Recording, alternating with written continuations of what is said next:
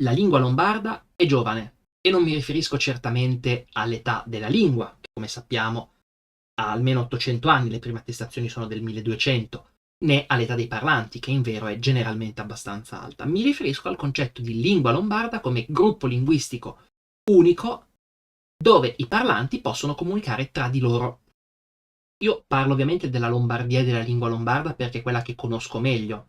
È possibile che fenomeni simili esistano anche in altri gruppi linguistici, ma penso che sia proprio un qualcosa legato anche alle differenti condizioni sociali e storiche del gruppo linguistico. In ogni caso, quello che a me pare di vedere è che ci sia una divisione che passa intorno ai 40 anni. Chi ha più di 40 anni, di media magari il dialetto l'ha sentito, magari lo sentiva dai genitori o nella zona dove viveva. Lo parlicchia o lo parla anche bene, magari l'ha imparato bene, si è messo a studiarlo sulle grammatiche, e molto spesso c'è una visione molto localista. Quindi io parlo il mio dialetto e basta. È quasi una fatica parlare con quelli dell'altro comune. E anche tra chi riconosce che non è che appena si passa il confine comunale si parla un'altra lingua, c'è comunque quest'idea del io parlo il mio dialetto della zona, punto. Tutto deve avvenire all'interno di questo dialetto. Quindi, ad esempio, se si deve fare una traduzione di un'opera, e di solito sempre Il Piccolo Principe, la si prende da lì, si deve tradurre nel dialetto esatto della zona, non importa se c'è quello del paese accanto che parla lo stesso identico dialetto, se non per mezza parola e mezza caratteristica fonetica l'ha già fatto, bisogna rifarlo, per non parlare di dizionari, cose del genere. E la situazione diventa ancora più interessante quando si parla di dialetti con una grande tradizione letteraria, che godono anche di standardizzazione, come il milanese o il bergamasco. Nel caso del milanese, l'idea più diffusa che c'è tra queste persone è che Milano è più Milano e poi basta. Già a Sesto San Giovanni non si parla vero e proprio milanese, e anche se si parla non è ricoperto dalla standardizzazione del dialetto.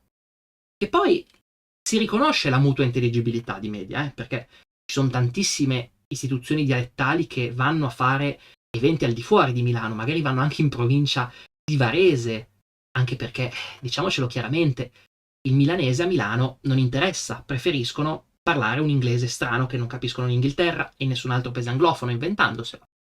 Mentre invece al di fuori c'è più domanda e c'è più gente che vuole ascoltare tematiche dialettali. Ma nonostante ciò c'è proprio quest'idea che la variante singola è la cosa più importante. Non si deve mischiare ad altro, bisogna sviluppare tutto per la singola variante, e il concetto di lingua lombarda, se va bene, è visto come una necessità, un male necessario, un po' come a dire purtroppo l'UNESCO e l'ISO ci riconoscono così, purtroppo la dialettologia italiana ci riconosce così, confederiamoci, potremmo dire, per contare un pelino di più, ma poi basta, ortografie uniche, oddio non sia mai, introdurre una parola bergamasca nel milanese e viceversa, bestemmia, in sostanza un po' una sorta di identità aggiuntiva, potremmo dire così. Sì, il milanese, il bergamasco, il bresciano sono lombardi, indubbiamente, ma vuol dire poco, semplicemente appartengono alla stessa famiglia linguistica, potremmo dire. E poi ci sono ovviamente quelli che l'idea di lombardo la detestano carnalmente proprio, per cui è quasi una bestemmia, non si deve quasi neanche dire. Per loro il lombardo è un esperanto dialettale che andrà a sostituire le varietà, e quindi un qualcosa di brutto e cattivo e da combattere che serve a snaturare il dialetto. Poi ovviamente ci sono anche posizioni intermedie, c'è chi riconosce che il gruppo linguistico unico esiste, che potenzialmente si potrebbe anche scrivere in unico modo, ma preferisce portare avanti la tradizione, che non è una cosa così sbagliata. Comunque, ad esempio, il milanese ha una tradizione scritta più o meno dal 600, che poi non è detto che si debba buttare. L'ortografia lombarda che uso io, che è la NOL, prova a mettere insieme la polinomia con la tradizione ortografica. Però appunto c'è un po' questi tra chi ha più di 40 anni, quindi potremmo dire l'ultima generazione che effettivamente ha ereditato, soprattutto nelle grandi città, il dialetto, per quanto possa essere italianizzato, sottoposto a code mixing e code switching costante e usato come cosa vergognosa, preferisce portare avanti il dialetto locale, forse perché lo ritiene un po' un animale in via d'estinzione da salvare in qualche modo. Ma ciò cambia quando si va sotto quest'età. C'è quello che alcuni sociolinguisti chiamano effetto della nonna, che è sostanzialmente quando la prima generazione, che non ha una vera e propria capacità di usare questa lingua, ma se la ricorda perché ad esempio ha sentito parlare la propria nonna in questa lingua, decide di approfondirla e in qualche modo di riscavarla, di provare a salvarla. È un qualcosa che esiste in tante lingue, quindi è un fenomeno ragionevolmente diffuso. Dovrei chiamare qualche sociolinguista per parlarne, o qualche rivitalizzatore linguistico. E tra queste persone, che genericamente sono quelle che hanno meno di 40 anni per semplici ragioni anagrafiche, c'è molta più accettazione del concetto di lingua lombarda, il che non avviene solitamente a scapito del dialetto locale. Comunque la gran parte di chi decide di riprendere in mano la lingua parte dall'idioma locale, parte dall'idioma che conosce, ma alla fine si rende conto che questa lingua lombarda non è un esperanto cattivo, ma è un qualcosa che in realtà già c'è e che possiamo sviluppare a beneficio di tutte le varietà della lingua, come dicevo tra l'altro in un altro video che vi lascio in descrizione, che avevo fatto il 29 maggio. Perché alla fine diventa tutto un fattore di domanda e offerta. Quello che cercano i giovani è poter imparare questa lingua e poterla utilizzare. Quello che cercano i grandi è conservare questa lingua in modo che sia il loro ricordo, tra virgolette, il loro passato, perché molti seguono questa logica del dialetto in formalina. E quindi un giovane cosa fa di media quando vuole imparare il proprio dialetto? Va su internet, anche perché i corsi esistono e sono una gran cosa, assolutamente. Ad esempio a Milano ci sono quelli del Cabaret Milano 2000 Scuola di Milanese, ci sono quelli del Circolo Filologico, che sono ottime cose. Ma rispetto a quella che è la domanda, che non è solo a Milano, ma in tutta la Lombardia, sono pochi. E comunque il giovane che vuole imparare la lingua va su internet, trova qualche documento, trova magari una grammatica, trova un dizionario, trova magari anche un corso, perché ci sono ad esempio i corsi di Insubre su Wikibooks, ci sono quelli di Lombardo. In sostanza il materiale c'è, ma molto spesso è poco ed è confuso. Quindi si inizia un po' a parlicchiare, si vive un'esperienza che spesso è più simile a quella di una persona che va a imparare una lingua su un territorio rispetto a quella di un qualcuno che segue un corso. Infatti, se andate a leggere certi testi scritti da persone che stanno imparando, l'unica cosa che si può fare è il segno della croce. Ho visto un meme, ad esempio, che provava a ironizzare sulla tematica dell'italiano versus il lombardo, in cui dicevano, quando il mio amico mi chiede se parlo una lingua straniera, io gli rispondo, sì, mi sabet anche l'italiano, che per qualsiasi lombardofono vuol dire sì, io sabato anche l'italiano. Mentre invece la forma corretta sarebbe mi su o mi al su, al massimo, anche l'italiano, che si coniuga come il verbo avere, ossia avere. Poi, ovviamente, col tempo, parlando con altre persone che correggono, leggendo testi scritti da persone che sanno scrivere bene, si migliora. Magari non si arriva mai al livello di competenza del 100%, ma è anche vero che al giorno d'oggi i madrelingua di media sono molto poco competenti nella lingua, vivono in una situazione più simile a quella degli italo-americani emigrati per certi versi. E dunque è ben possibile che ci siano persone che hanno imparato un dialetto lombardo dopo, che parlano e scrivono meglio soprattutto di tanti madrelingua. Ma a parte la questione della competenza, il fatto è che quando ci si rende conto di dover usare la lingua, ci si rende conto appunto che il proprio comune è un qualcosa di veramente troppo piccolo. Andava bene appunto ai grandi, la cui idea è, ricordo con la mia infanzia si parlava quell'idioma lì, ci mettiamo insieme e parliamo ancora quell'idioma lì, proviamo a insegnare magari quell'idioma lì a qualcun altro, ma lì punto. Ma se si vuole utilizzare e rendere produttiva questa lingua, ed è veramente veramente importante, ne parleremo in un futuro video, ci si rende conto che bisogna parlare con gente di tutta la regione, finché ci si capisce. Perché d'altronde un giovane oggi magari dice sì, voglio imparare il dialetto. Entra nel gruppo del dialetto e cosa vede? Vede persone grandi che pubblicano parole a caso, generalmente scritte male, proverbi, ricordi della loro infanzia, normalmente in italiano ovviamente, oppure liti perché, questo è tipico dei gruppi di milanese, signori miei, a Milano si dice el mingaul, che l'è anche in sciver, però vabbè, adesso, al giorno d'oggi sì, si usa el, ma storicamente si usava anche ul. Però appunto sono contenuti fondamentalmente inutili per imparare una lingua, molto utili per chi la studia, perché sono depositi bellissimi di sapere, ma fondamentalmente inutili per chi la vuole imparare. Dunque, magari entra in contatto con delle comunità che invece la lingua la usano correntemente per fare cose di interesse. Queste cose sono generalmente panlombarde, ci sono persone di tutta la Lombardia che scrivono il proprio dialetto. E alla fine ci si rende conto che ci si capisce. ma c'è anche un fattore di quello che si vuole fare. Perché ovviamente i giovani sono pur sempre giovani. A loro di ascoltarsi piuttosto che la donna gli interessa poco.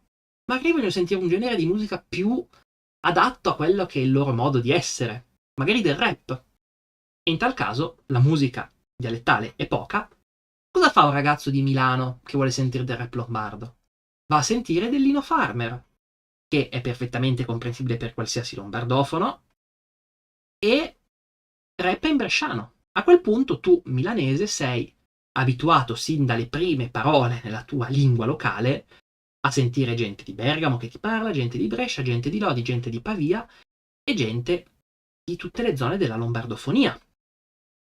E sei abituato anche a sentire le loro differenze. Se senti un bergamasco che invece di dire Noter som, come dicono a Brescia, o Num sem, utilizza Noter am se, quindi usano questa forma un po' particolare, un po' critica, che tra virgolette è l'equivalente di noi sì in italiano, non è che ci rimani scandalizzato, ti abitui. Così come per le parole. È vero, esistono delle variazioni lessicali. Sapete, i sinonimi esistono in ogni lingua, per quanto qualcuno ogni tanto ci rimanga scandalizzato. E quando questo qualcuno lo fa in consiglio regionale è occasione di grandi risate. Però quando appunto ci si abitua a sentire le differenze sostanzialmente di parole, non scandalizzano più. Certo, un milanese se deve dire forchetta e ha imparato dai testi della sua lingua, magari è andato anche a comprare la grammatica del Beretta e il dizionario ufficiale utilizzato oggi dirà furcellina o furselina se è un po' più per il parla per zeta o provinciale. Ma quando sentirà parlando coi bergamaschi il termine pirù, capirà che parlano della stessa cosa, è un sinonimo. La stessa cosa capita in italiano, ci sono tantissimi sinonimi di rilevanza geografica, pomero verso anguria oppure calorifero verso termosifone. Semplicemente quando si inizia a parlare tra popolazioni che parlano la stessa lingua ma in varietà differenti, uno, si acquisiscono i modi degli altri, due, si riducono per certi versi anche le differenze, perché è abbastanza naturale. Si iniziano ad usare le parole degli altri se ci sembrano più utili, se magari a noi manca un modo semplice per definire quella cosa, adottiamo il loro metodo, il loro modo di dirlo. Anche la fonetica si semplifica un po', pensate al giorno d'oggi agli accenti italiani, pensate solo a Silvio Berlusconi, era di Milano, pensate all'accento che aveva Silvio Berlusconi, pensate all'accento che ho io, che sono anche io di Milano. Questi accenti variano, il mio accento è decisamente più vicino, ad esempio, a quello di un torinese della mia stessa età, perché c'è stato un avvicinamento, ma anche certi fenomeni tipicamente meridionali o centro-italiani, quindi sotto la massa Senigallia, diciamo, oggi si sentono anche nel nord Italia. Si arriva a una convergenza linguistica quando si parla. Ovvio che se si vede il proprio dialetto come un qualcosa che va preservato a sé, che è una strategia che non funziona, ne ho già parlato, qualsiasi contaminazione sarà da evitare. Ma se si vede invece nell'uso della lingua con più persone possibili, quindi anche con gente di fuori, che diventa necessario quando questa lingua vuole vivere, perché tu parlante di Milano, se esci per strada, e va bene se senti qualche anziano parlare milanese e non vorrà conversare con te in milanese perché ha paura che lo parli male. Se vai invece a parlare con uno magari anche di Bergamo, quello ti parla volentieri. E quindi lo fai, semplicemente perché vuoi parlare. E magari vuoi sentirti della musica, te la vai a sentire in bresciano. Poi magari vuoi scrivere su Wikipedia, scrivi un articolo con uno che è di Pavia. E quindi alla fine le parole si mischiano. Magari non sai come si dice una parola? La chiedi al tuo amico di un'altra zona, di un'altra provincia, e inizi a usarla anche tu, nonostante non sia una parola tipica. Dov'è il problema? È così che le lingue sopravvivono e prosperano. Quando vengono usate. E l'uso porta necessariamente ad una riduzione delle caratteristiche locali in favore delle caratteristiche generali per tutta la lingua. I termini si mischiano, le caratteristiche fonetiche spesso diventano un po' più ridotte, si riducono, si avvicinano a quello che è il centro o la varietà comunque più utilizzata o più, tra virgolette, standard della lingua, ma così la lingua sopravvive e i giovani l'hanno capito non perché sono dei linguisti provetti, ma perché partono da una condizione di necessità, non hanno nessuno con cui parlare nella propria zona, dunque vanno su internet, imparano su internet, non si fanno problemi a dire questa parola è bergamasca ma la uso anche se sono milanese o bresciano, se non trovano di meglio, o magari lo fanno anche in un'ottica di arricchimento linguistico, magari conoscono una parola del proprio dialetto, ma per non essere ripetitivi in un testo usano sia la propria sia quella di un'altra zona. Ed è anche la ragione alla fine per cui quando si parla di standardizzare questo sistema linguistico, spessissimo a farlo sono giovani. Perché? Perché sono già abituati. Per loro l'idea che un milanese e un bergamasco parlino la stessa cosa e dunque debbano scriverla allo stesso modo non è un qualcosa di scandaloso come lo è per una persona che magari a 70 anni ha passato la sua vita a scrivere poesie dialettali in milanese e in bergamasco, utilizzando l'ortografia ufficiale e tentando di essere il più preciso possibile nel non sbavare mai verso il dialetto arioso. Ma sia chiaro, non è che i grandi sono cattivi, è la loro situazione sociale. Da un lato vengono da una cultura comunque campanilista, dove c'è la tendenza a vedere nel paese vicino un qualcosa di brutto molto spesso, o comunque nel vedere nel proprio un qualcosa di bello. Quindi il dialetto del luogo. Sì, magari vicino parlano in modo molto simile, probabilmente parlano anche uguale, ma non è che sia proprio necessario mischiarci, ecco. E questa è una logica che si sente sempre, quella del il dialetto cambia da paese a paese, o quelli a 3 chilometri non lo capisco. E questa è una cosa che pesa invece su altri grandi, quelli che magari hanno una competenza molto ridotta nel dialetto, cioè fondamentalmente non sarebbero stati in grado di avere una conversazione con un parlante di 100 anni fa della propria stessa zona, sentono un dialetto lontano e non lo capiscono. Ma questo non è indice di mutua intelligibilità mancata, anzi, cioè, fondamentalmente sono persone che non sanno neanche la propria lingua in modo veramente pratico, si ricordano qualche cosa, come dicevo prima, come gli immigrati italoamericani, che ricordano qualcosa di italiano, si ricordano qualche parola di italiano, ma o spesso di siciliano, la scrivono come scriverebbero l'inglese e non saprebbero fare una conversazione in italiano, è già tanto che lo capiscano. E oltre al localismo c'è anche il nazionalismo. Spesso chi ha parlato il dialetto se n'è vergognato. Spesso i genitori, pur di non parlare in dialetto ai figli, parlavano in un italiano stentato. E quindi per i grandi spesso poter parlare il dialetto dei loro genitori è anche una sorta di riscossa. E quindi l'idea di mettersi lì, fare standard, fare cose così, parlarlo con tanti, è un qualcosa che sicuramente sembra tanto, sembra un po' grosso e sembra forse anche una cosa problematica della loro ottica. Sicuramente si può fare un accompagnamento dolce sulla tematica. Nel senso, se tu prendi un esperto di milanese e lo porti in Valtellina a parlare, lui sicuramente dirà di parlare milanese, ma nei fatti i valtellinesi lo capiranno anche i bergamaschi, diciamocelo. Ma non gli si può andare a dire, tu parli la stessa lingua di quello là. Sicuramente la prenderà male. Ma quello è una tematica culturale. Ma la cosa, diciamo, che ci può far ben sperare è appunto che i giovani, quando si interessano, tendono a puntare nella direzione giusta, quella dell'unità linguistica. Perché è la necessità di una lingua che sta declinando. Chi la vuole recuperare si rende conto che il suo confine comunale non è più un qualcosa di soddisfacente. Viviamo in una società sempre più connessa e globalizzata.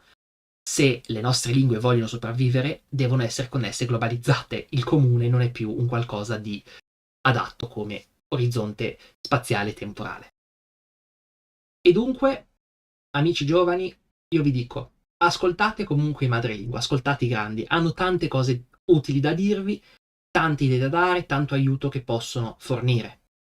Ma guardate anche avanti, pensate al fatto che il futuro della lingua siete voi che potete portarla avanti, voi che potete farlo in un modo scientifico, voi che potete farlo senza questi tabù sociali derivanti dal campanilismo e dal nazionalismo. Voi potete parlare semplicemente con quello dell'altra provincia capendovi, e questo porterà a una maggiore unificazione linguistica che poi quelli che studiano la lingua possono trasformare in una standardizzazione, possono rendere una vera e propria lingua tetto, un qualcosa che si può leggere e imparare da un libro singolo e non un qualcosa che esiste perché, come abbiamo già detto in altri video, il lombardo esiste e nei fatti si autostandardizza, potremmo dire, ma un qualcosa di proprio praticamente che si può comprare in libreria, che tutti possono imparare. Ma quello che bisogna fare non è la lite interna tra i cinquantenni che vogliono tutelare il milanese, come si parla esattamente nella cerchia dei bastioni, e quello che vive in provincia di Milano che parla sia con lui sia con quello di Brescia. È unirsi per avere voce e chiedere che le nostre varietà, le nostre lingue siano tutelate e soprattutto fare in modo che sempre più persone diventino interessate a questo fatto, che ritengano importante tutelarle, utilizzarle e soprattutto tra i giovani impararle.